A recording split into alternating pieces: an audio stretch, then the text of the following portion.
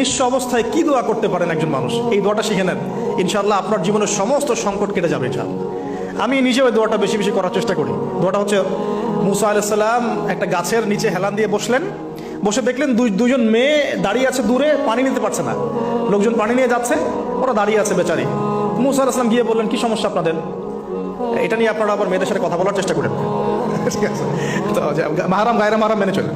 তারা বললো যে আমাদের বাবা অনেক বৃদ্ধ মানুষ, আমরা পানি নিতে পারি না যতক্ষণ না আমাদের কম পানি নিয়ে চলে যায়।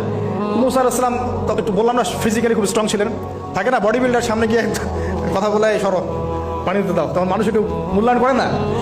তো মুসা আলাইহিস সালাম এভাবে পানি নিয়ে দিলেন এবং বাছুরদেরকে পানি পান করালেন, করিয়ে গাছের নিচে এসে বসে আছেন।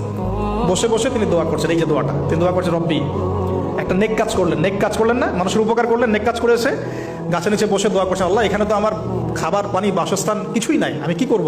রব্বি ইন্নি লিমা আনজালতা ইলাইয়া মিন খায়রিন ফাকির, রব্বি ইন্নি লিমা আনজালতা ইলাইয়া মিন খায়রিন ফাকির। আবার বলেন, রব্বি ইন্নি লিমা আনজালতা ইলাইয়া মিন খায়রিন ফাকির। অর্থ হচ্ছে, হে আল্লাহ, তুমি তোমার পক্ষ থেকে আমার উপরে যে নিয়ামতগুলো দিবে, আমি এর জন্য ফকির হয়ে বসে আছি। আল্লাহ অর্থ বুঝে পড়বেন ভাই, নামাজ রোজা হজ জাকাত যাই করেন আল্লাহর ওয়াস্তে অর্থ বুঝে পড়বেন।